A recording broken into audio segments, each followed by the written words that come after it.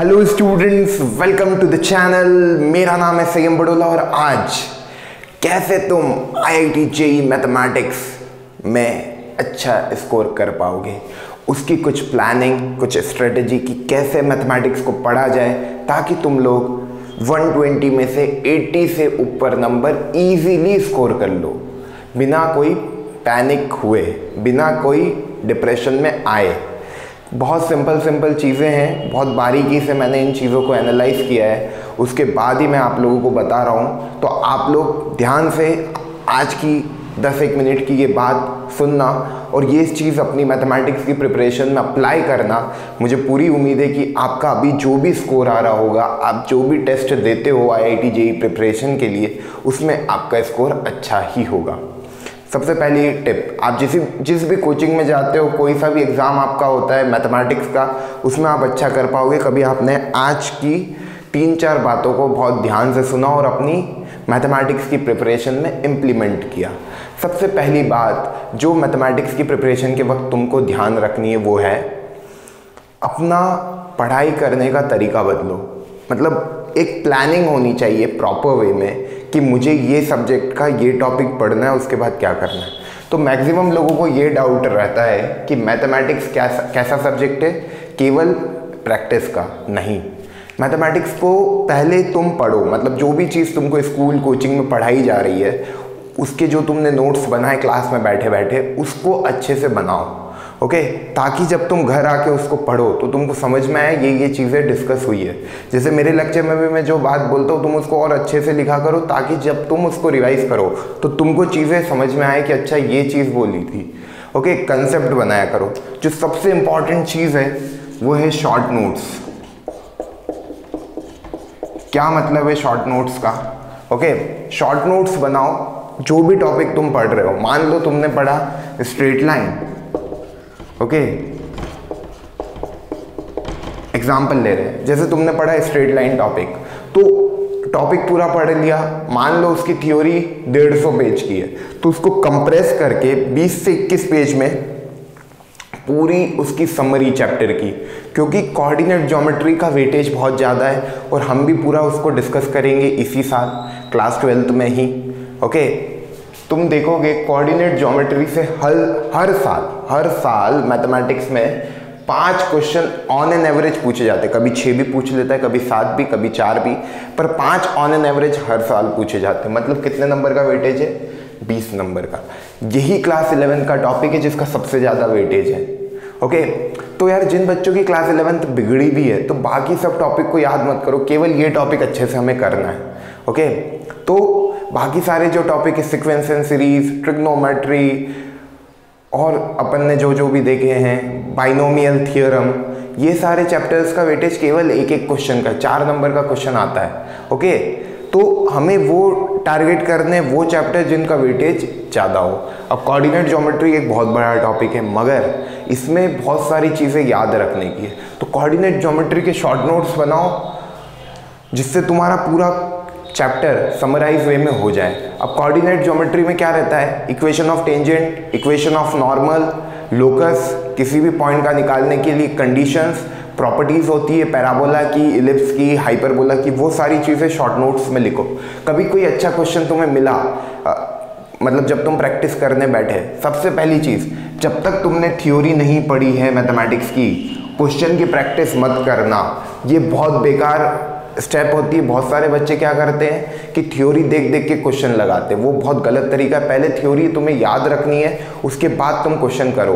और क्वेश्चन करने का तरीका क्या होता है कि तुमने जैसे कोई शीट ली, मान लो 10 क्वेश्चन की, तो वो 10 क्वेश्चन को टाइम के अकॉर्डिंग करने की कोशिश करो, ना कि शीट ले ली, एक क्वेश्चन का आंसर निकाला, फिर पीछे देखा कि यार इसका आंसर ये, चलो ये सही हो गया, एक फिर अगला क्वेश्चन किया, तुमसे बन नहीं रहा है तो उसमें अटक गए। नहीं, 10 क्वेश्चन है, देखो तुम में से 10 में से कितने क्वेश्चन तुमसे हो रहे हैं with in a given time. 10 question को करने के लिए मान लो तुमने 20 मिनट दिए अपने आप को करने के लिए, ओके, और वो क्वेश्चनों का लेवल काफ़ी अच्छा है और तुम 5 ही क्वेश्चन कर पाए तो कोई दिक्कत नहीं है। अगले दिन उसको इम्प्रूव करने की कोशिश करो। जो भी टॉपिक ले रहे हो, टॉपिक कुछ भी जो तुमने लिया, मान लो रिलेशन एंड फंक्शन की मैं बात करूं, कभी वो पढ़ रहे हो तो उसका सबसे पहले थ्योरी जो भी तुमको पढ़ाई गई है, कभी यूट्यूब से पढ़ रहे हो तो जो भी मैंने बताया है या कोई टीचर, स्कूल का तुम्हारा कोई टीचर है उसने जो लिखवाया है, तो जिसने भी जो पढ़ा है वो अच्छे से लिखा, उसको पढ़ो पहले, उसको समझ लिया, उसके बाद तुम क्वेश्चन करने जाओ। क्योंकि मैथमेटिक्स में थ्योरी भी इतनी ही इंपॉर्टेंट है जितने क्वेश्चन। मैक्सिमम बच्चे क्वेश्चन पे ध्यान देते थे, उनको थ्योरी याद नहीं रहती है, तो थ्योरी हमको अच्छे से याद रखनी है। ओके, एग्जाम करते वक्त अपने को क्या चाहिए? स्पीड प्लस एक्यूरेसी, ये दो चीज़ चाहिए रहती है। अब यार स्पीड तो आ जाएगी धीरे धीरे, पहले तुम वर्क करो एक्यूरेसी पे। जो भी क्वेश्चन तुम अटेम्प्ट कर रहे हो कोशिश करो उसका आंसर पहली बार में तुम्हारा सही निकले। कभी तुम वहां तक पहुंच गए तो स्पीड अपने आप तुम लोग गेन कर लोगे। स्पीड का लोड लेने की अभी कोई ज़रूरत नहीं है, अभी तुम्हारा काम किस पे होना चाहिए? एक्यूरेसी। तो देखो, मैथमेटिक्स को पढ़ने का तरीका, पहले अपने नोट्स अच्छे से बनाओ, ताकि अभी तुमने जो भी पढ़ा है, मान लो तुम्हारा जो भी टॉपिक करंट क्लास में चल रहा है, मान लो फंक्शन, तो फंक्शन के तुम्हारे कभी नोट्स अच्छे बने हुए होंगे, तो जब तुम 6 महीने बाद फंक्शन का रिवीजन करोगे तो तुमको सारी चीज़ें क्लिक होगी कि अच्छा ये बताया था क्लास में, यहाँ पे ये, और लिखा करो। उसके बाद में अलग अलग तरह के पेन यूज़ करो, ताकि जब तुम रिवाइज करो तो तुमको नींद ना आए। जिसके नोट्स अच्छे होते हैं ना, तो उसको पढ़ने में भी मज़ा आता है। नोट्स पे हमें काम करना है। ओके, अब नोट्स के बाद शॉर्ट नोट्स बनाना है। शॉर्ट नोट्स कब? जब तुम उस चैप्टर का 2 से 3 बार थ्योरी नोट्स का रिवाइज कर लोगे। ओके, तो उसके बाद तुमको समझ में आ जाएगा कि यार ये चैप्टर की ये चीज़ें हैं जो मुझे याद रखनी है। तो जो जो चीज़ें याद रखनी है, जो जो कंसेप्ट तुमको दिमाग में रखने हैं, उसका अपन ने एक शॉर्ट नोट्स बना लिया। हर चैप्टर में शॉर्ट नोट्स बनाओ। केवल मैथमेटिक्स के लिए नहीं बोल रहा हूँ, फिजिक्स केमिस्ट्री में भी ये स्टेप करोगे तो तुम्हारा स्कोर अपने आप इम्प्रूव होगा। ओके, शॉर्ट नोट्स बनाना सीख जाओ, अभी से आदत डालो। 12th शुरू हो रही है, हर चैप्टर जो चल रहा है ख़त्म हुआ, उसके बाद 2-3 बार तुमने उसका रिवीजन कर लिया। ओके, उसके बाद तुम उसके शॉर्ट नोट्स बना के तैयार कर लो। मैं 2-3 बार रिवाइज करने का क्यों कह रहा हूँ? क्योंकि पहली बार में कुछ चीज़ें मिस होगी, दूसरी बार में कुछ चीज़ें वो जो मिस हुई है उनको तुम पकड़ लोगे, तीसरी बार में जो दूसरी बार में भी मिस हुई है उसको भी तुमने कैच कर लिया। तो ओवरऑल तुमने बहुत सारी चीज़ें ग्रैब कर ली उस चैप्टर की। जब तुम शॉर्ट नोट्स बनाने बैठोगे तो तुम्हारे जो इतना अच्छे शॉर्ट नोट्स बनेंगे, ताकि तुमको बार बार वो पूरा चैप्टर के 150 पेज पढ़ने की ज़रूरत नहीं होगी। फिर तुम केवल वो 21 पेज पढ़ोगे जो तुमने 150 पेज को कंप्रेस करके बनाए। शॉर्ट नोट्स ये नहीं कह रहा हूँ कि एक पेज में पूरी थ्योरी लिख दो, वो बहुत गलत तरीका। 21 पेज में बनाओ, 20 पेज में बनाओ। ओके, कोई दिक्कत नहीं, उसको भी शॉर्ट नोट्स बोलेंगे। कभी कोई चैप्टर 150-200 पेज की थ्योरी रख रहा है, तो वो कभी तुमने 150 पेज में कर लिया तो तुम्हारा काम हो जाएगा।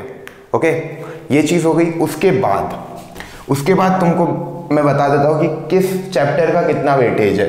तो मैंने पिछले 6 साल के IIT JEE मेंस के पेपर देखे, उसमें मोस्टली 5 क्वेश्चन कोऑर्डिनेट ज्योमेट्री है। 5 क्वेश्चन मतलब 20 नंबर का कोऑर्डिनेट ज्योमेट्री आ रहा है। Second topic vector and 3D। Vector and 3D तुम्हारे 4 क्वेश्चन आ रहे हैं, वो हो गए 16 नंबर।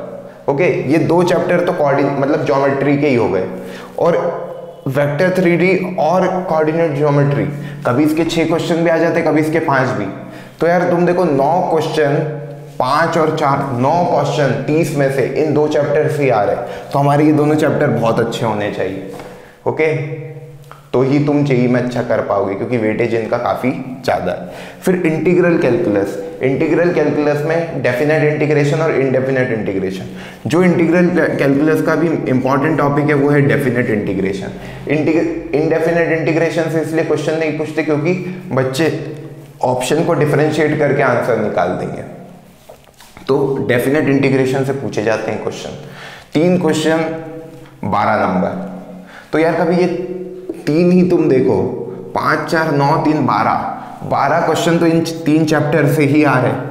अब चैप्टर नहीं बोलूंगा, टॉपिक बोलूंगा, क्योंकि कोऑर्डिनेट ज्योमेट्री अपने आप में बहुत बड़ा टॉपिक है। उसमें कितने पैराबोला, एलिप्स, हाइपरबोला, बाकी उन तीनों को तुम रिलेट करोगे तो बहुत सिंपल है as comparison to other topics. बाकी में तुमको बहुत सारे कंसेप्ट लगाने पड़, मगर कोऑर्डिनेट ज्योमेट्री में केवल तुम्हें याद रखनी है चीज़ें कि इक्वेशन ऑफ नॉर्मल क्या होती है, इक्वेशन ऑफ टेंजेंट क्या होती है, एसिम्प्टोट की इक्वेशन क्या होती है, और ये सारी चीज़ें कभी तुम्हें याद है। लोकस कैसे निकालना है तुम इजीली कर लोगे। फुट ऑफ परपेंडिकुलर तुमको पता है, डिस्टेंस बिटवीन 2 लाइंस का चीज़ तुमको पता है तो ये चीज़ बस याद रखने का है, तो उसके शॉर्ट नोट्स बहुत इफेक्टिव बने हुए होंगे तो तुम उस वाले टॉपिक में अच्छा परफॉर्म कर पाओगे। बात समझ में आ रही है? तो घबराओ मत, क्लास 11 जैसी भी हुई है ना, कोई दिक्कत नहीं है। तुम ये टॉपिक भी तुमने ये जो 7 मैंने लिखे हैं ये अच्छे से कर लिए तो तुम्हारे 80 नंबर कहीं नहीं गए मैथमेटिक्स में, 80 नंबर तुम इजीली ले आओगे। क्यों? क्योंकि ये डिफरेंशियल कैलकुलस, इसमें कौन से टॉपिक आते हैं? अपना एओडी और डिफरेंशिएशन, डिफरेंशियल इक्वेशन वाला जो है डी, डिफरेंशियल इक्वेशन और AOD application of derivative, 2 question आते हैं हर साल, 2 से ज़्यादा भी आ सकते हैं, बाकी 2 ऑन एन एवरेज आ ही रहे हैं। मैट्राइसेस एंड डिटर्मिनेंट्स 2 क्वेश्चन, बहुत सिंपल टॉपिक है, अपन फंक्शन के बाद इसी को लेंगे। Okay, complex number and quadratic equation 2 question, states and probability 2 question. Okay, तो यार तुम एक चीज़ देखो, कभी तुमने ये 7 टॉपिक कर लिए तो टोटल कितना हो गया? 20 क्वेश्चन, 30 में से 20 क्वेश्चन के टॉपिक तुम्हारे प्रिपेयर हो गए। पूरे सिलेबस की तो मैं बात कर ही नहीं रहा हूँ। ओके, ये टॉपिक इंपॉर्टेंट तुमने कर लिए तो तुम्हारा आराम से एक अच्छा स्कोर, 80 नंबर मैथ्स में आ गए, 80 नंबर केमिस्ट्री में आ गए, 80 नंबर फिजिक्स में, 240, बहुत अच्छा टोटल होता है जेईई मेंस का। ओके, तो समझ रहे हो ना चीज़? क्या करना है तुमको? केवल इन टॉपिकों पे और अच्छे से काम करना है। और कैसे पढ़ोगे? सबसे पहले थ्योरी पढ़ो उन टॉपिक की, फिर उसके बाद क्वेश्चन जो भी तुम लगाते हो, यार बुक, तुम बोलते बुक बताओ, मैंने तुमको बता दी कॉम्पिटिटिव के लिए आर डी शर्मा ऑब्जेक्टिव बहुत अच्छी बुक है, सिंगेज पब्लिकेशन की, सिंगेज की जो भी बुक्स आ रही है, जेईई मेंस की भी उनकी सीरीज़ बहुत अच्छी है, जेईई एडवांस की तो बहुत ही अच्छी है, तो वो दोनों सीरीज़ की बुक्स भी तुम ले सकते हो, वो भी अच्छी किताब है। और भी जो भी किताब तुम अभी भी लगा रहे हो तो वो भी अच्छी है, किताब कोई भी बुरी नहीं है। ओके, तुमको बस ये है कि कोई भी एक किताब लेना है, उसको करना है, क्योंकि जब तुम प्रिपरेशन करो ना, ऐसा नहीं होना कि मल्टीपल बुक्स से मल्टीपल टॉपिक्स कर लिए तुमने। ओके, तो तुम्हारा कॉन्फिडेंस नहीं आएगा, क्योंकि एग्जाम में जो सबसे इंपॉर्टेंट है, जो तुमको नंबर देगा वो तो तुम्हारा कॉन्फिडेंस है। अरे प्रिपरेशन तो हमारी एक चीज़ है, कॉन्फिडेंस ही नहीं होगा एग्जाम में जाने के पहले, तुमको ये लगेगा यार ये बच गया है, तो तुम अच्छा परफॉर्म ही नहीं कर पाओगे। तुम्हारी पूरी तैयारी होगी जेईई के एक दिन पहले, पर उस दिन तुम ये सोचोगे यार ये रह गया, वो रह गया, तुम खुद ही लो फील करोगे, तो एग्जाम में तुम कैसे अच्छा स्कोर करने की एक्सपेक्टेशन रख रहे हो। ओके, तो हमेशा कॉन्फिडेंस को हाई रखो अपना, जो भी तुम कर रहे हो उसमें अपना 100% दो। जैसे मैंने कोई भी क्वेश्चन लिया तो उसको अधूरा मत करो, पूरा आंसर तक निकालने की कोशिश करो। कैलकुलेटर ये सब जो भी तुम्हारे इजी वे है कि मोबाइल में से देख लो सॉल्यूशन, ये क्वेश्चन कोई सा भी तुम अटेम्प्ट कर रहे हो, कोशिश करो वो तुमसे बनना चाहिए। कभी तुम किसी से पूछ लोगे ना तो उस क्वेश्चन की वैल्यू खत्म हो जाती है। ओके, पर ज़्यादा समय एक क्वेश्चन में बर्बाद करने की कोई ज़रूरत नहीं। जितने डाउट सारे, घबराओ मत, डाउट आना उन्हीं बच्चों को डाउट आते हैं जो मेहनत करते हैं। डाउट आए मगर उनको क्लियर भी करो साथ साथ, ऐसा नहीं कि पेंडिंग में रख रहे हो। ओके, जो भी बुक्स तुम लगा रहे हो उसके सॉल्व एग्जाम्पल्स करो, ताकि तुमको और चीज़ें समझ में आएगी कि किस तरीके से सोचा जा सकता है किसी भी क्वेश्चन को। अनसॉल्व्ड तो करोगे, सॉल्व एग्जाम्पल भी करोगे, तो वो बुक में किस तरीके से तुमको समझाया है, हो सकता है तुमको सिंपल तरीका मिल जाए उस क्वेश्चन को सॉल्व करने का। तो इस तरीके से प्रिपरेशन करोगे तो तुम डेफिनेटली बहुत अच्छा स्कोर कर पाओगे। ओके, तो यार ये सारी टिप्स है। टिप नंबर 1 क्या? नोट्स बनाना शुरू करो अच्छे से, उसके बाद शॉर्ट नोट्स बनाओ, उन नोट्स को कंप्रेस करके। ओके, शॉर्ट नोट्स मैथमेटिक्स की प्रिपरेशन में बहुत हेल्पफुल होंगे, क्योंकि तुमको जेईई मेंस का एग्जाम के पहले पूरा सिलेबस रिवाइज करने में सबसे हेल्पफुल होते हैं शॉर्ट नोट्स।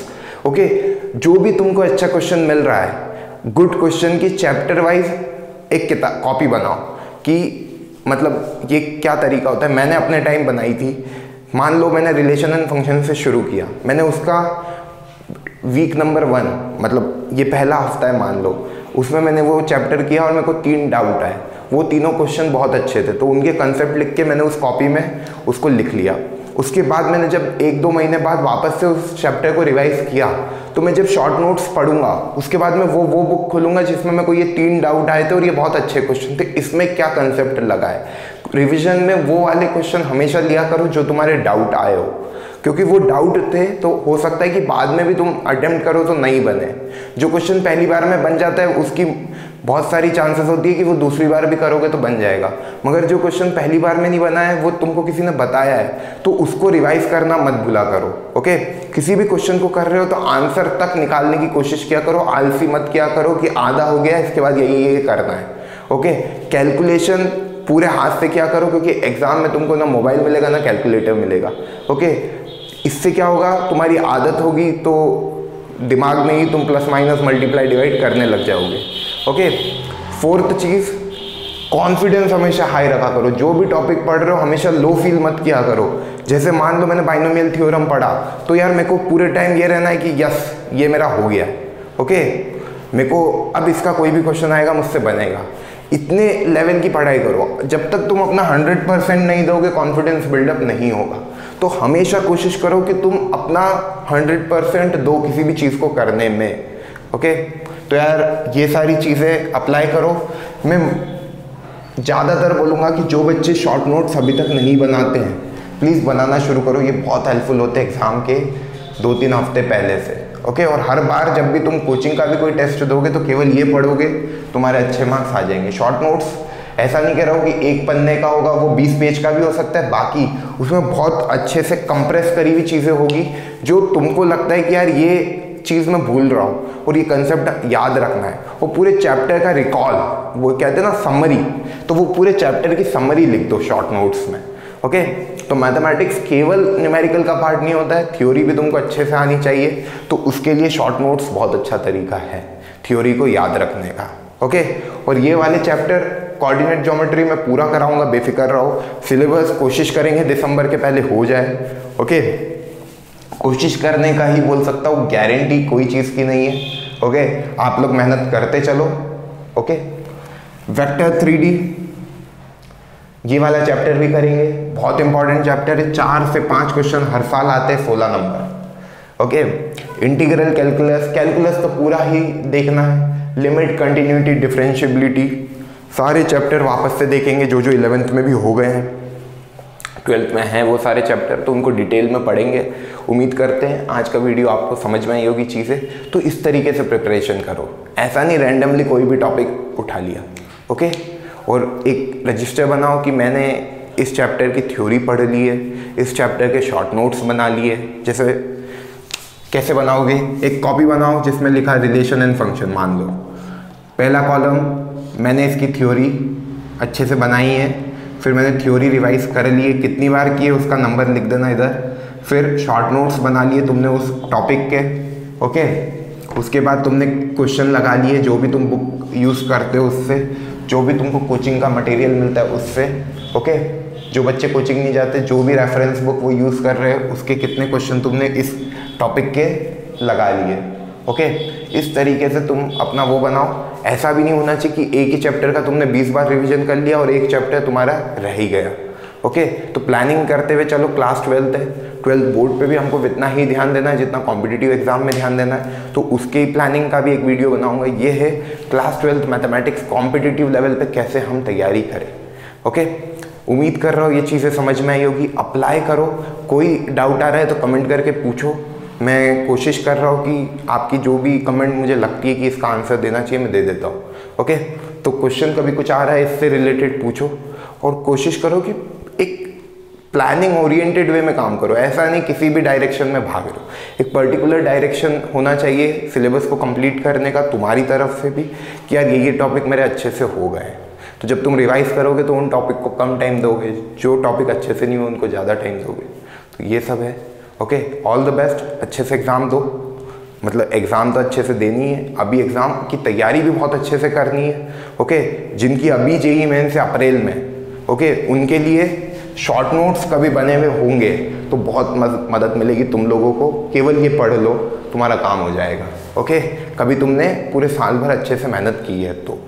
ओके, केवल शॉर्ट नोट्स भी कुछ नहीं करेगा, क्वेश्चन भी किए हो, चीज़ें समझी हो तो डेफिनेटली ये सारी चीज़ें काम करेगी तुम्हारे लिए। ओके, और हाँ, जब भी क्वेश्चन अटेम्प्ट करो तो क्या करना है, ये जो बार बार पीछे देख के आंसर देखते हो ना कि पहला क्वेश्चन ये आ गया, इसका आंसर क्या है, ये चीज़ नहीं करनी, अवॉइड करो, ये चीज़ नहीं करनी। इकट्ठे कर लिए 20 क्वेश्चन, टाइम देखो कि 1 घंटे में हो रहे हैं इतने क्वेश्चन, उसके बाद तुम इकट्ठे आंसर देखो और वही +4 -1, ताकि तुमको स्कोर पता लगे। और स्कोर हमेशा परसेंटेज में निकालने की कोशिश क्या करो। जैसे मेरे आए मान लो 20 में से 15 नंबर, ओके, तो 20 में से 15 मतलब 3/4 75% तुमने स्कोर किया है, समझ रहे हो।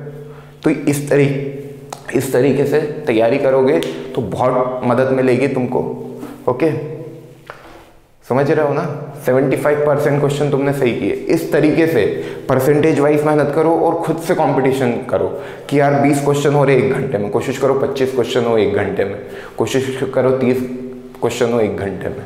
धीरे धीरे स्पीड बढ़ जाएगी, पर अभी पहला टारगेट एक्यूरेसी, एक बार में सही आंसर निकालने की कोशिश किया करो। Okay, all the best. मिलते हैं अगले वीडियो में और अच्छी बातें करेंगे। उम्मीद करता हूँ ये चीज़ें समझ में आई होगी और आप इनको अपनी डेली मैथमेटिक्स की प्रिपरेशन में अप्लाई करोगे। ओके, चलो।